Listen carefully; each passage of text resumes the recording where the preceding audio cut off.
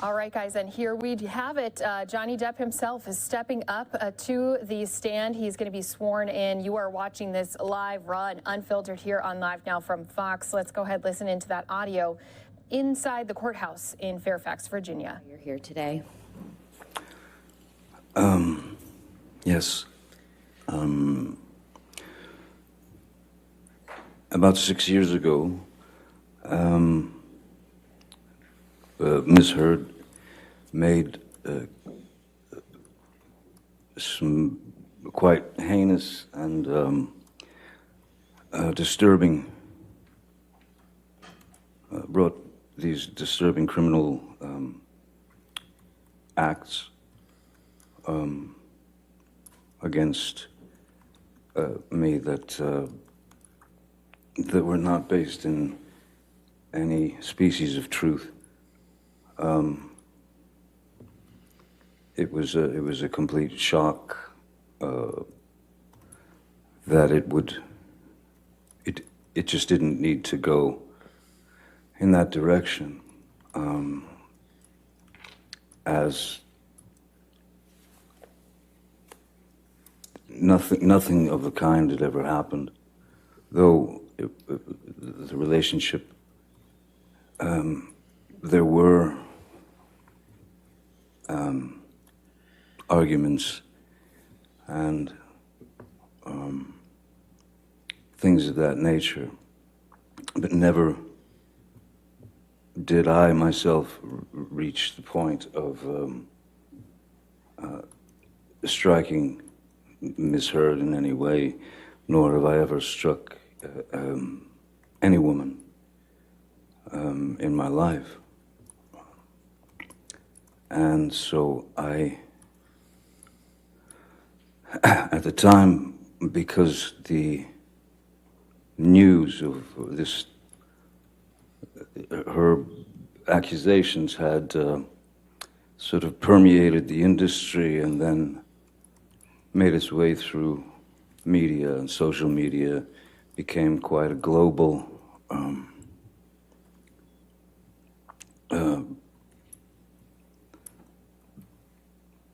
let's say, quote unquote, fact, if you will.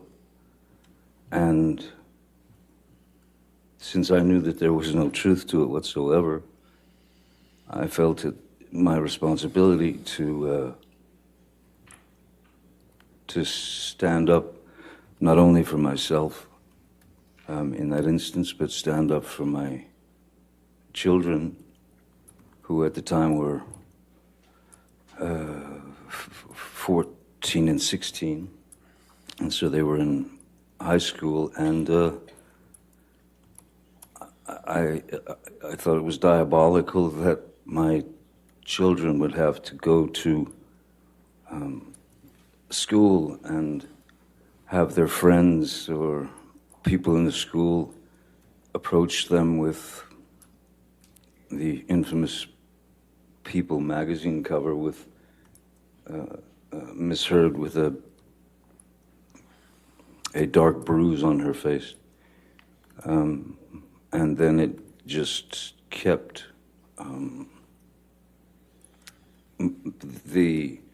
it kept multiplying. It just kept getting bigger and bigger. So it was my responsibility, I felt, to not only attempt to clear my name for the sake of, well, for many reasons, but I wanted to clear my children of this horrid thing that they were having to read about their father, which was untrue. And also, after many years of being in this industry, at the time it was I'd probably been in the industry 30 plus years, 35 years. Never had any problems, anything like that. And I had met many people over the years, many of the people, and had the opportunity to talk to those people and to even give advice to these people and I'm not. My goal is the truth. My goal is the truth because it killed me that people that I had spoken with, that I had met with over the years, who maybe were in a not such a great position and they needed advice, and I gave them the best advice I could. All I could think of was that those people would think that I was a fraud and that I had lied to them. And so I had to wait for my opportunity to address the charges, which were criminal charges. And they just weren't true. So I felt the responsibility of clearing the record as the only way that I could get to the point where I could speak has really taken this full 6 years. And it's been 6 years of trying times. It's very strange when one day you're Cinderella, so to speak, and then in 0.6 seconds you're Quasimodo. And I didn't deserve that, nor did my children, nor did the people who have believed in me for all these years. I didn't want any of those people to believe that I had done them wrong or lied to them or that I was a fraud. I pride myself on honesty. I pride myself on truth. Truth is the only thing I'm interested in. Other lies will get you nowhere, but lies build upon lies and build upon lies. It's too much to cover. I'm obsessed with the truth, and so today is the first opportunity that I've been able to speak about this case in full for the first time.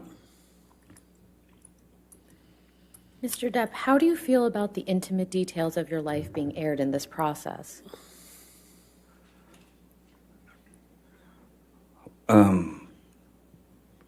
As a father, raising kids, when they were very, very little, it was important to me, very important to me, to try to shield my children as much as possible from looking at their father or their mom, for that matter, as novelties. I didn't want my children to experience hordes of paparazzis. So I was always a very private person. So for me to come up here and stand before you, or sit before you all, and spill the truth is quite exposing. And it's unfortunate that it's not only exposing for myself, it's exposing for my family, it's exposing for Miss Heard, it's exposing for,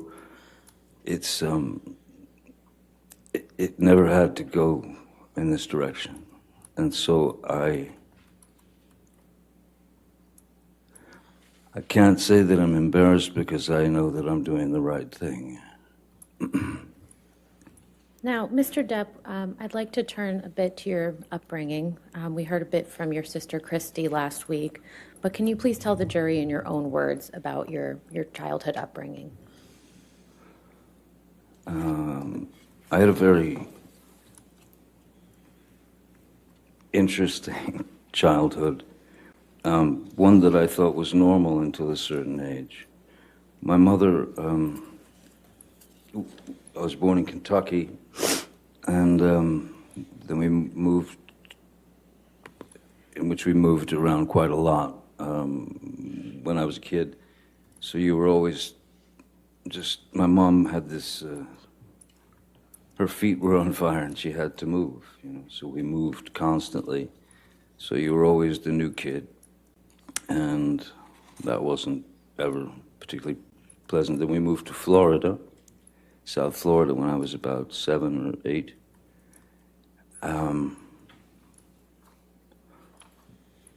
And again, moved several times. But my mother was quite unpredictable. She was very unpredictable. She was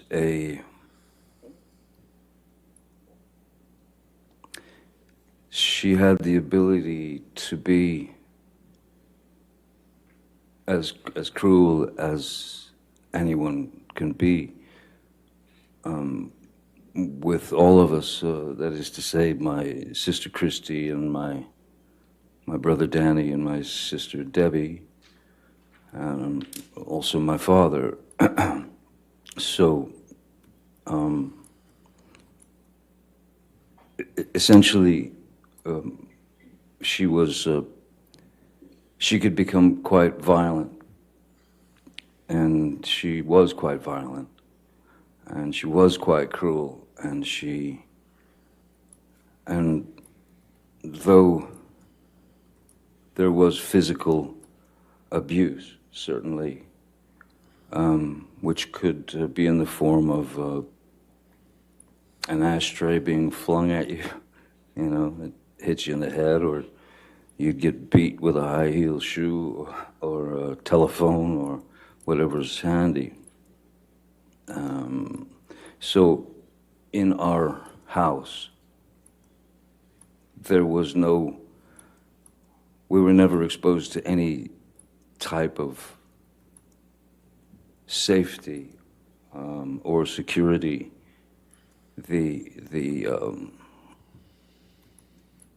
The only thing that one could do, really, was to try to stay out of the line of fire. I started to be able to observe, and I could start to see when she was about to head into a situation where she was going to get riled up, and somebody was going to get it. Generally, it was me. Mr. Depp, you mentioned that your mother could be cruel. How could she be cruel? The various categories, I suppose, there's physical violence, of course, there's physical abuse, to which she was, that was a constant. That was just a constant, you know. We were all somewhat shell-shocked, you know. Even if she just walked past us, you'd sort of shield yourself because you didn't know what was going to happen. Excuse me. And so there was the physical abuse, which was a constant.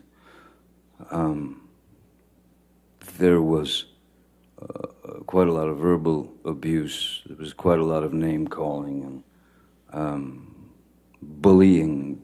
You know, making fun of whatever defect, you know, one might have. You know, if my brother wore glasses, so of course he was four eyes, or and his teeth were messed up in the front, so he was buck-toothed as well. My sister Christy, which this is such a hideous psychological play. My father's parents were quite refined. My mother comes from Eastern Kentucky, which is where you grow up in shacks and hollers, you know. And my mother despised my father's parents. And my grandmother's name was Violet. And every now and again you would hear my mother just scream across the house, "Come here, Violet, get in here, Violet." And Christy, my sister, knew very well that that was a deep cut, psychologically, emotionally. But we had to take it. I mean, you just had to take the pain. I was born with a very strange, it was a very rare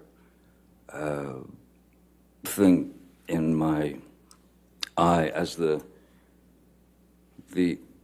back of the lens is spherical.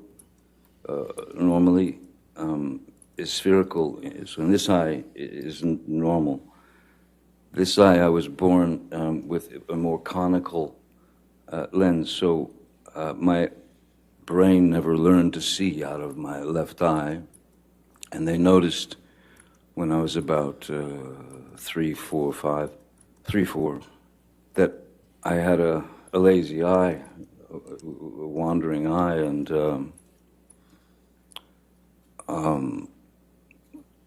she would call me cockeye, one eye, anything she could get to demean, humiliate. I even had to wear an eye patch on my good eye to strengthen my bad eye, so that it would cease to wander. It was exercising the muscles of the eye, though the brain had never learned to see. So I still, my vision in my left eye is, I'm legally blind in my left eye. But so yeah, the verbal abuse, the psychological abuse was almost worse than the beatings, because the beatings were just physical pain, and the physical pain you learn to deal with, you learn to accept it, you learn to deal with it.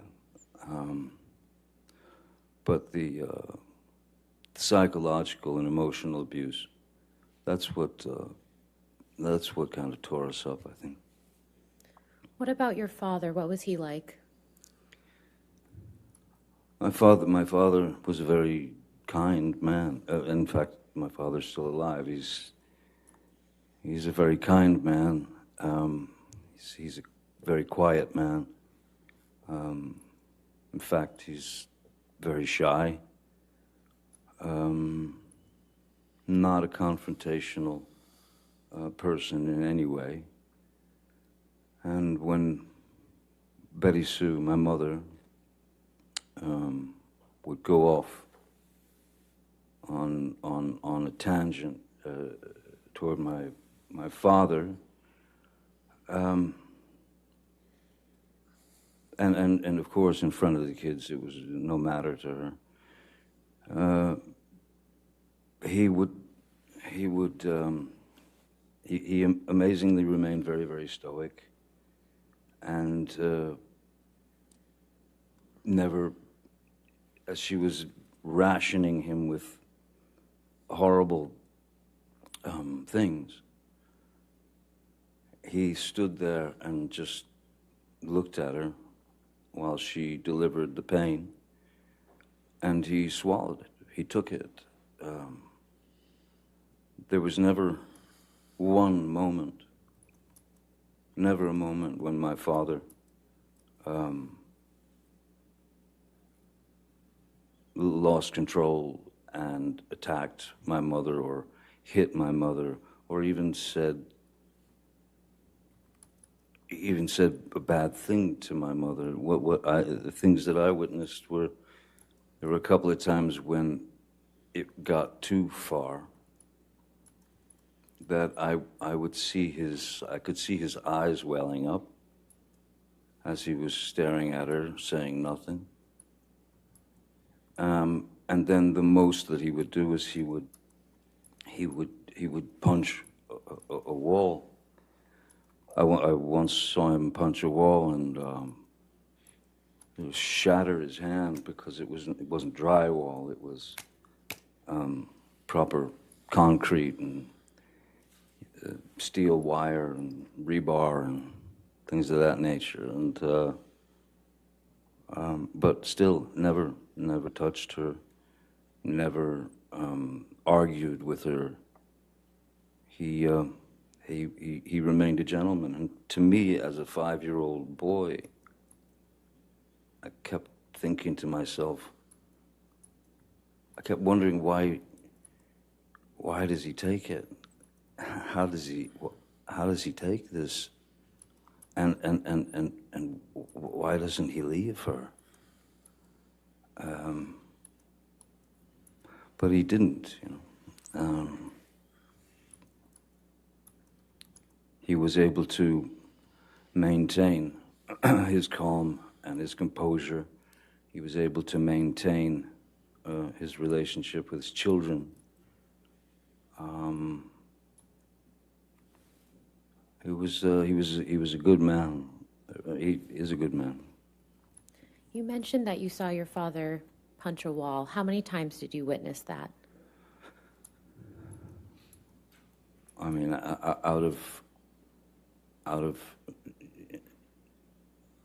I couldn't count the amount of fights that they had, but I know that I've seen my father strike a wall 2 or 3 times tops. Once when he broke his hand, but yeah, 2-3 times at tops, you know. Was your father ever abusive to you or any of your siblings?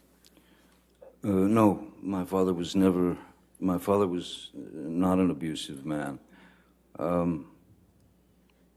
At the same time, my father was also, to some degree, at the mercy of Betty Sue, because if he argued with what she wanted done, that would just turn into another barrage of hatred towards him. So I can remember my father coming home from work, and maybe I'd gotten a bad report card, or maybe I'd gotten in trouble at school, or something like that. And my father would arrive home from work, and the first thing she would say was, "John, take him out there. He gets the belt. Give him the belt." And he wanted to know what it was about, so he'd take me out to the garage, and I'll never forget this white, thick leather 1970s era, thick leather white belt that he would take off, and then he would commence to inflict the punishment on me. But interestingly, there was one time when my father, I kept telling him I didn't do this. It was another incident. I kept swearing to him that I did not do what Betty Sue, what my mom had said that I'd done. But he went through with the punishment anyway. And then, not long after, he found out that I had been telling the truth and that I hadn't done what my mom had said that I'd done. And he came to me and apologized to me for having gone through with the whipping, you know, with the belt. And I have to say, my mom never did that. She couldn't. She knew what she knew. She was raised how she was raised. And I had no power to change what was inside of her, you know. How did your parents' relationship ultimately come to an end, to your understanding? When my father left, I didn't realize that he had left. He left for, I was 15. I had already left school, and I was a musician. I was playing in clubs and such. And he left for work one morning, just like every day, and was packing his car, and then he left. And then hours later, my mom, Betty Sue, came home from work. It was about 3:30 in the afternoon. And she walked in the door and stopped and just looked around like she felt something. And I said, "What's wrong?" She said, "Your daddy's gone." I said, "Well, yeah, I seen him leave for work this morning." She said, No, he's gone. And she ran into their bedroom and into their closet, and I followed her, and she opened the door, and there was his rack of clothing and all his belongings were gone. And she was quite upset, and I took her car and drove to my father's work, and I sat down in front of him at 15, and I said, "Listen, seems as though somebody stole all your clothes out of the closet." And he said, yeah. He said, "I'm done. I can't do it anymore. I can't live it anymore. You're the man. You're the man now." And those words didn't quite sit well with me. I didn't feel like I was ready to hear those words. But that's what I got. Then my mom went into a very, very dark place, a very deep, dark depression, as you can imagine. And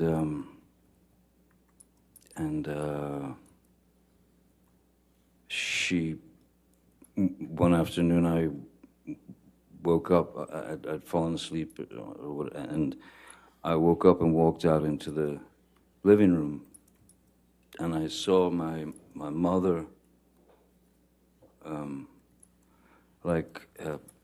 very feebly, and like almost, it was like a slow motion crawl. If I could stand up, I could show you just what I saw. Do you mind? No, you can stand up. Thank you. I saw my mother, you know, in that mode.